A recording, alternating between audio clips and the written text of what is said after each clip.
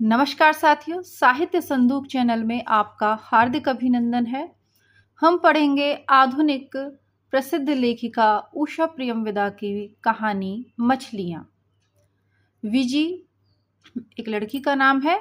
विजी सड़क के किनारे खड़ी है। पतझड़ की सुनहरी रंग भरी शाम सड़क और इमारतों पर छाई हुई है। पूर्व से रह रहकर हवा आती है, जिससे विजी की हल्की पारदर्शी नायलॉन की साड़ी पर छपे फूल धीरे धीरे हिलते हैं। सारे दिन के बाद जूड़ा ढीला हो नीचे गर्दन पर टिका है और बैम्बू क्लिप का एक सिरा मांस में निरंतर चुभ रहा है। विजी अकेली नहीं है, पास ही नटराजन भी खड़ा है। पर विजी ने नटराजन की ओर से मुंह फेर लिया है, क्योंकि विजी की आंखों में आंसू हैं। विजी नहीं चाहती कि नटराजन जाने कि वह रो रही है। 3 महीनों के बाद लौटकर विजी ने जो समाचार सबसे पहले सुना वह यह था कि नटराजन शीघ्र ही मुकी अर्थात नयनतारा मुखर्जी से विवाह करने जा रहा है। कहाँ वह डायन, कहाँ बेचारा नटराजन। तो 3 पात्र हैं कहानी के। नटराजन एक लड़का है, विजी एक लड़की है और इसी की एक जानकार है नयनतारा मुखर्जी, जिसका शॉर्ट में नाम है मुकी।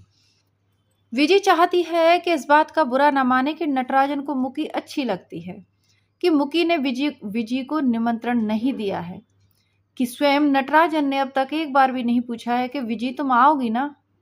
अगर पूछे तो विजी को वह सब कहने का अवसर मिले जो हृदय में कल से उमड़ घुमड़ रहा है। शाम को सड़क पर आवाजाही बहुत बढ़ जाती है। लाल बत्ती के बदलने पर दोनों सावधानी से सड़क पार करने लगे। कुछ दूर चलने पर भीड़ और रोशनियों वाली सड़क अचानक ही अंधियारी और उदास दिखने लगी। जब नटराजन ने विजी का चेहरा स्पष्ट अब नटराजन को विजी का चेहरा स्पष्ट नहीं दिखाई देता। यहाँ खड़े होकर वह विजी का सिर अपने सीने से लगा लेना चाहता है, क्योंकि उसका उदास सा दुखी चेहरा नटराजन से नहीं देखा जाता। पर वह स्वयं जानता है कि वह ऐसा नहीं करेगा। नटराजन को अपने संयम पर गर्व है और उसके मन में यह संतोष है कि उसने कभी विजी के सम्मुख अपनी भावनाओं को नहीं व्यक्त किया। जो अभी तक विजी से गोप्य रखा, उसे अब कहने की जरूरत भी क्या है। विजी का घर पहले आता है। वह वहां एक पल ठिठकी और बोली, आओ एक कप कॉफी पीकर चले जाना। विजी के स्वर में आग्रह न था, आत्मीयता भी न थी, पर कुछ था अवश्य। नटराजन जाते जाते रुककर खड़ा हो गया। मुकी को पता लगेगा तो वह बहुत बुरा मानेगी। विजी और मुकी में लंबी अनबन है। विजी तो मुकी का नाम तक नहीं सुन सकती, पर नटराजन अभी तो स्वतंत्र है।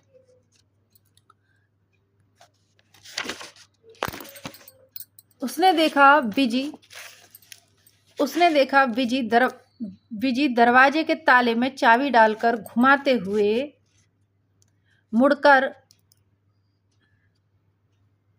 मुड़कर देख रही है कि आता है या नहीं। अच्छा, नटराजन ने कहा। विजी ने दरवाजा खोला, अंदर जाकर बत्ती जलाई। आओ, अपने पर्स को मेज पर रखते हुए विजी ने कहा। नटराजन ने कमरे के मध्य में खड़े होकर चारों ओर नजरें दौड़ाई। दीवार पर एयर इंडिया का पुराना कैलेंडर, मैक्सिकन बास्केट के शेड वाला लंबा लैंप, सोफे पर छींट का वही खोल। चाय पियोगे या कॉफी, विजी ने पूछा और उत्तर की आशा में विमनस्क भाव से खड़ी रही। कॉफी हो तो कॉफी, नहीं तो एक गिलास पानी से भी काम चलेगा। लगता है कि मीठा बोलना भूल गए हो। कौन, मैं कि तुम? मैंने तो मीठा बोलना जाना ही कब था। मीठा तो वह बोलती है। विजी ने कहते कहते अपने को रोक लिया, रसोई की ओर चली गई। कमरे से रसोई का दरवाजा दिखता है। नटराजन ने कुर्सी से थोड़ा सा आगे उठकर पूछा, कौन? विजी रसोई के अंदर हो गई, जिससे नटराजन को न दिख सके। तब नटराजन ने कुछ सुस्ती सी अनुभव करते हुए पैर फैलाकर सामने रखी मेज पर टिका दिए। रसोई में से पानी गिरने की झरझर आवाज आ रही थी। खिड़की के प्लास्टिक के पर्दों के उस पार कुछ नहीं दिखता। अमेरिका के शहर में विजी नाम की लड़की के घर में अकेले बैठे नटराजन को इस समय कुछ भी असंगत नहीं लगता। यानी ये कहाँ पे कहानी चल रही है? अमेरिका में। और विजी कहाँ की है? वैसे भारत की है, लेकिन अभी अमेरिका रहती है। वह भूल सा जाता है कि कुछ ही दिन बाद वह एक दूसरी लड़की से विवाह करने जा रहा है।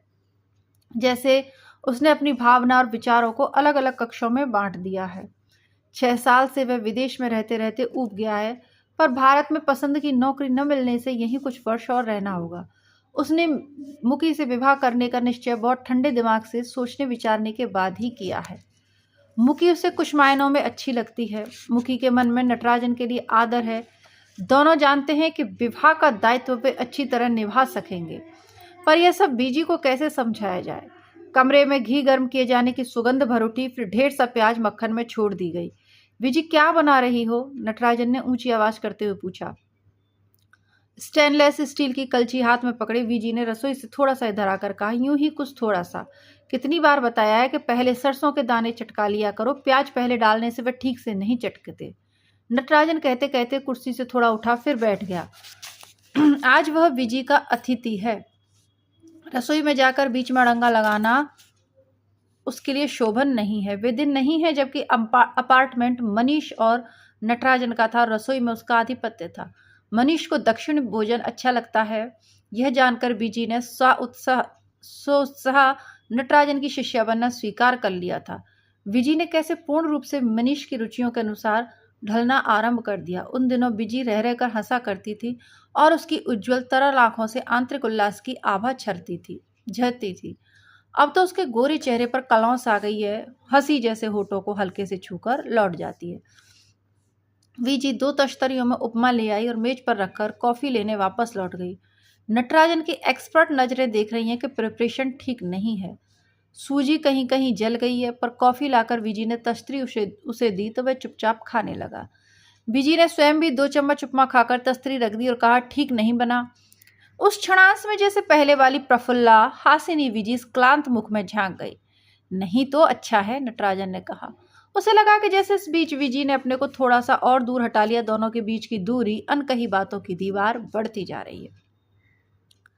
विजी ने कॉफी का प्याला उसकी ओर बढ़ाया। नटराजन ने प्याला थामते हुए वातावरण को यथासाध्य सहज बनाने के प्रयत्न में पूछा, वाशिंगटन में कैसा लगा विजी? यहाँ कब तक रहने का इरादा है? वाशिंगटन में मैंने एक नाटक देखा था जो बहुत पसंद आया, छोटी मछली बड़ी मछली, जिसमें बड़ी मछली छोटी मछलियों को निगलती रहती है। तब से कभी कभी सोचती हूँ क्या छोटी मछली पलट कर वार भी नहीं कर सकती। कहकर वह अनमनी सी हंसी। तुम नहीं समझोगे, बहुत उलझी बिखरी मानसिक प्रक्रिया होती जा रही है मेरी। घर में सब ठीक प्रकार हैं? पिता, भाई, बहन? विजी ने इस प्रश्न पर चकित आंखें उठाई और कहा, वे लोग मुझे चिट्ठी ही नहीं लिखते। तुमने उन्हें सूचना नहीं दी? इतना लड़ भिड़कर इतने गर्व के साथ चली आई थी कि किस मुख से लिखती कि शादी टूट गई है, मनीष का जी मुझसे भर गया है। यानी विजी की शादी होती है नटराजन के मित्र मनीष से। विजी की बात में हल्की हल्की कड़वाहट है। नटराजन नहीं चाहता कि यह बात आगे बढ़े। विजी और मनीष के विवाह न करने में मुकी का जितना हाथ रहा है, नटराजन से छिपा नहीं। इस नाटक का वह आद्योपांत दर्शक रहा है। थोड़ी कॉफी और दोगी विजी? उसने पूछा। बाहर अंधेरा गाढ़ा हो गया। कमरे में लैंप शेड की झिंझरियों से निकलकर दीवार पर गिरता प्रकाश अच्छा दिखता है। बीजी ने अपने बालों में अटका क्लिप निकालकर मेज पर रख दिया और सिर को धीरे धीरे कई झटके दिए जिससे बाल पूरे खुल जाएं।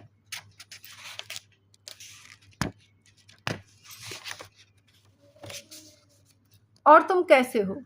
ठीक हूं। और तुमने समाचार तो सुना ही होगा, नटराजन ने हल्के से पूछा, पर झगड़ने का मूड अब बीजी पर नहीं था। वह एकाएक असीम थकान से भर उठी। दाई मां फैलाकर उसने सोफे पर टिका दी।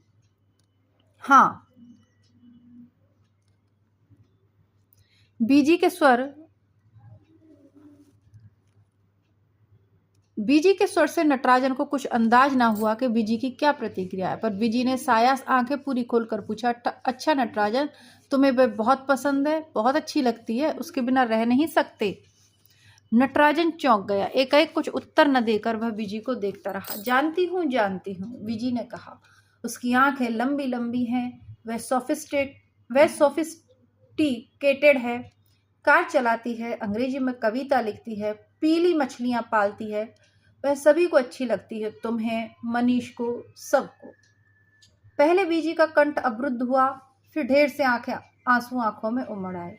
पर कहती गई, मैं उसके आगे क्या हूँ? अत्यंत क्षुद्र, उपेक्षणीय। मुझे तो तुम निमंत्रण पाने तक का अधिकारी भी नहीं समझते। नटराजन उठकर बीजी के पास बैठ गया। कैसे पागलों की सी बातें कर रही हो बीजी? तुम्हें क्यों नहीं बुलाएंगे? मुकी आजकल बहुत बिजी है, इसी से निमंत्रण भेजने में देर हो गई होगी।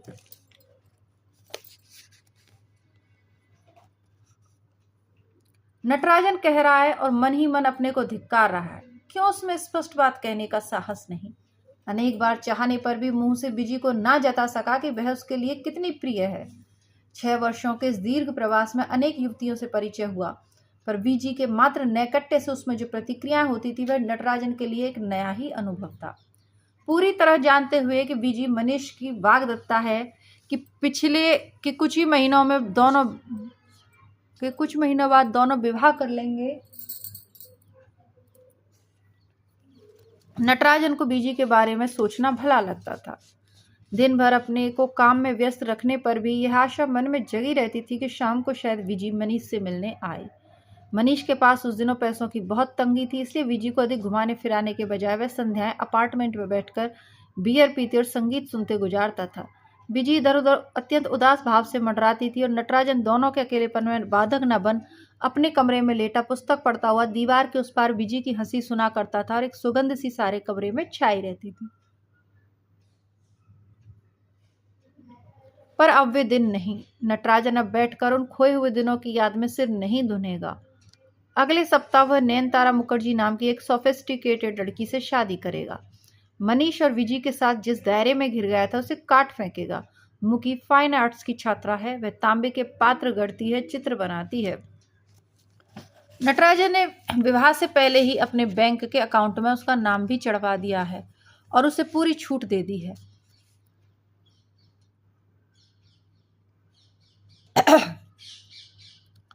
मुकी की राय से एक नई अपार्टमेंट बिल्डिंग की 5वीं मंजिल पर 3 कमरों का फ्लैट ले लिया गया है। मुकी ने डेनिश पद्धति का फर्नीचर ऑर्डर किया और उसकी एक मित्र पर्दे बना रही है। मुकी ने अपने को नए घर को सजाने में व्यस्त कर लिया है। यही नहीं, मुकी के साथ घर जमा कर रहना नटराजन को बुरा नहीं लगेगा, पर यहाँ बैठे बैठे मन में वेदना की एक खरोंच बाकी है। यह पास बैठी रुदिता बिजी मन में जितनी अपनी है वह शायद मुकी कभी ना होगी।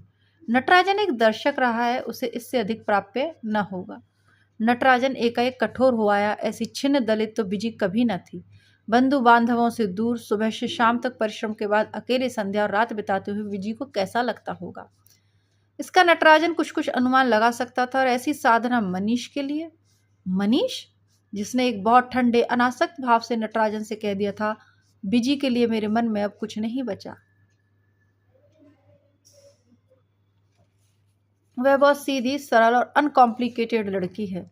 मुझे बांध सके, संतुष्टि दे सके, ऐसी मानसिक गहराइयाँ नहीं है उसमें।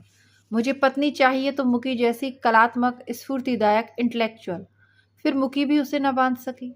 विजी रो मत, नटराजन ने कहा। कितना चाहती हूँ कि दृढ़ बने, पर फिर न जाने क्यों दुर्बल हो आती हूँ। आंसू नहीं रुकते। विजी तुम अब भी। हाँ नटराजन, मनीष कहा करता था कि प्यार चुक जाता है, भावनाएं मर जाती हैं। अक्सर सोचती हूँ मुझ में ऐसा क्यों नहीं होता, मैं क्यों निर्मम कठोर नहीं हो पाती।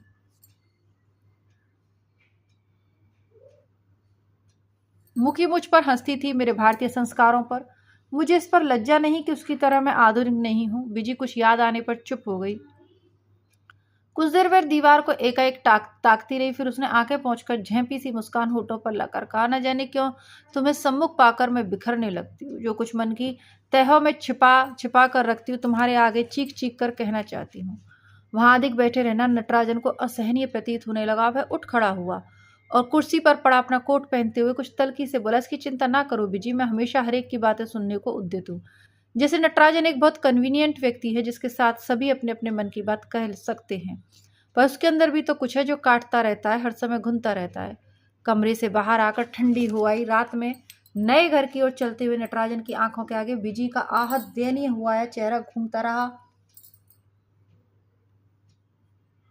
फिर अपने ऊपर आक्रोश भी, जो स्वयं ही आहत है, उसे और दुखी करने का क्या फायदा। अगर चुपचाप उसकी बात सुन लेता तो क्या हो जाता, पर साथ ही मन में थोड़ी सी झुंझलाहट खूब झकझोर कर विजी को जगा देने की इच्छा कि मनीष अब नहीं लौटेगा। फिर वह क्यों उसके नाम को पकड़े बैठी है। मनीष तो कभी जरा भी विजी की सुविधा या सुख का ख्याल करता ही नहीं था। एक ही मकान में मनीष के साथ रहकर उसके स्वभाव व प्रवृत्तियों से अच्छी तरह परिचित हो गया था, और यह मनीष सा लापरवाह व्यक्ति ही कर सकता था कि लगातार पत्र लिखकर विजी को भारत से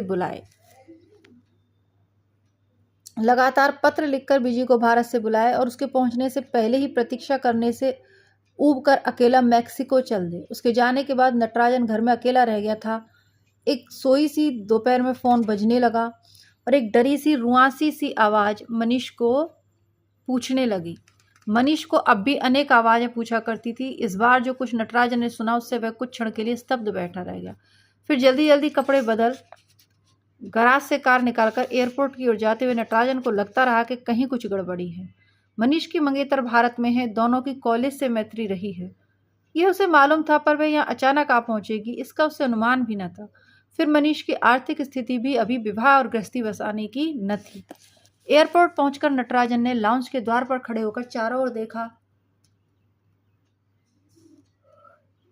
अलग हटकर एक कुर्सी पर बैठी विजी सहज ही दृष्टि में आ गई। पास जाकर अपना परिचय देते हुए नटराजन को विस्मय का दूसरा झटका सा लगा। जिस स्मार्ट सेट में मनीष रहता था, विजी उससे भिन्न थी। उसके वस्त्र, केश, विन्यास, झिझकते हुए स्वर में स्पष्ट निम्न मध्यम वर्गीयता थी। नटराजन ने उससे कुछ मिनटों तक क्या बातें की उसे स्वयं याद नहीं, पर उसका सार यह था कि वह चिंतित ना हो, नटराजन उसके रहने का प्रबंध कर देगा। शाम पर फोन पर मनीष से बात कर ले और फिर जैसा जो कुछ निश्चय हो। यह सब कहते हुए नटराजन को गोरे चेहरे पर दो बड़ी बड़ी तरल विश्वास भरी आंखों का ही ज्ञान रहा। उसी क्षण उसके मन में उस पर छां करने, उसे कभी कोई कष्ट न होने देने की भावना जन्माई।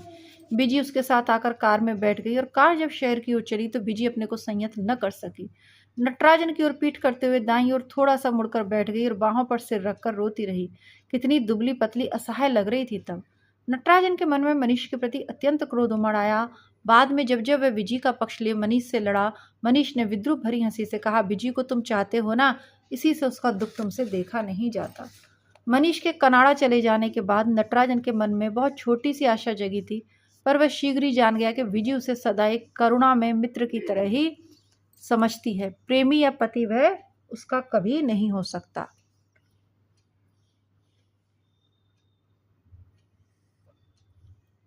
इसी के साथ वीडियो को यहीं पे विश्राम देते हैं। इसका आगे की कहानी पार्ट 2 में देखेंगे, तभी ये कहानी कंप्लीट हो पाएगी, क्योंकि थोड़ी सी लंबी कहानी है तो एक वीडियो में तो कंप्लीट नहीं हो पाएगी। धन्यवाद। प्लेलिस्ट ज़रूर चेक करिएगा।